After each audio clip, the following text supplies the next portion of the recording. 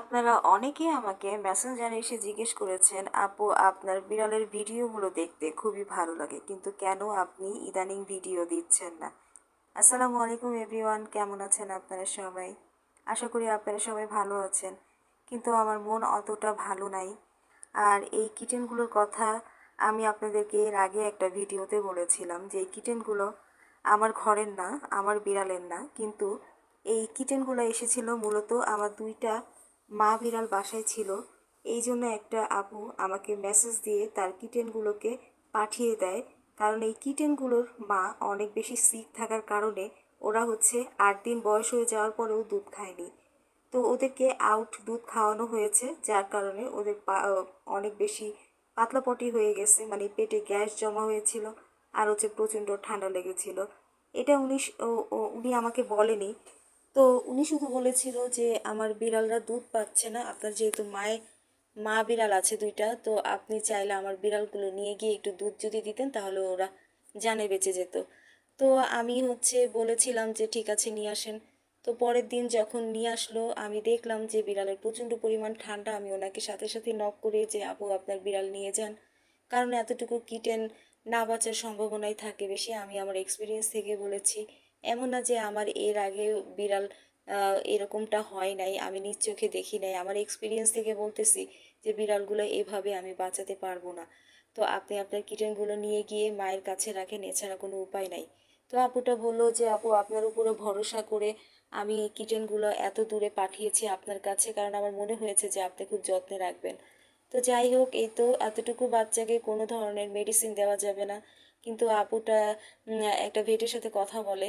উনি বলেছে যে আপাতত এই যে আপনারা যে মেডিসিনগুলো দেখছেন এই মেডিসিনগুলো দিতে, তাহলে বিড়ালের ঠান্ডাটা যদি ভালো হয়। আমি এই বিড়ালদের বাঁচানোর অনেক চেষ্টা করেছি, সকালে রাতে করে মেডিসিন দিয়েছি, এবং কি আমার অন্যান্য কিটেন যেগুলো ছিল আমার ঘরের, জ্যাসি আর পুচকুর বাচ্চা, এদেরকে আমি আলাদা করে রেখেছি। আর জ্যাসি আর পুচকু দুইটা মাকে আমি এই কিটেনগুলোকে খালি দিয়ে রেখেছিলাম।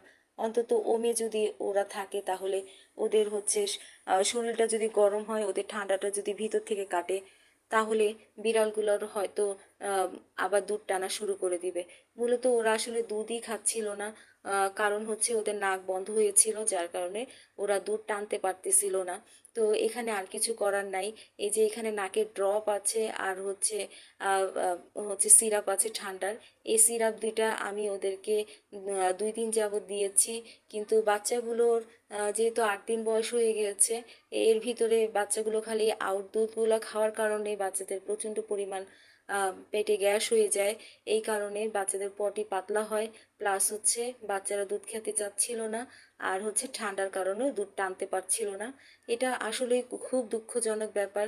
আমার চোখের সামনে আস্তে আস্তে করে এক একটা বাচ্চা চলে গেল, আমি কিছুই করতে পারিনি। আমি অনেক চেষ্টা করেছি, কিন্তু আসলে চলে যাওয়াটা পুরোপুরি আল্লাহর হাতে। আমি মা বিড়ালের 4টা বাচ্চা হয়েছিল, 4টা থেকে সবচাইতে অ্যাক্টিভ যে বিড়ালটা, ওই বিড়ালটা ওই আপুটা মায়ের কাছে রেখে দিয়েছিল, বাকি 3টা আমার কাছে দিয়ে পাঠিয়েছিল। এই 3টার অবস্থা খুবই বেশি খারাপ ছিল। ওই বিড়ালটাও নেই, ওই বিড়ালটাও চলে গেছে। আর আমার কাছে যে 3টা ছিল তার ভিতরে একটা খুবই বাজে অবস্থা ছিল, আর 2টা মোটামুটি একটু সুস্থ ছিল, মানে দুধ টানতো, কিন্তু আস্তে আস্তে এদেরও ঠান্ডা পরিমাণটা অনেক বেশি বেড়ে যায়। তারপরে এরাও আমাকে ছেড়ে চলে যায়।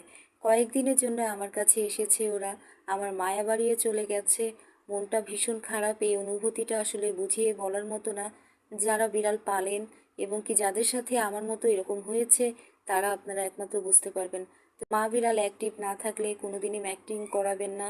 ওর মা কিন্তু আসলে খুব একটা খাওয়া দাওয়া করতো না, শুরু থেকেই দুর্বল ছিল মোটামুটি। মানে যেই বিড়ালের ওজন পারফেক্ট না সেই বিড়ালকে কখনোই ম্যাটিং করাবেন না, তাদের কাছ থেকে বাচ্চা নেবেন না। আল্লাহ হাফেজ, সবাই ভালো থাকবেন।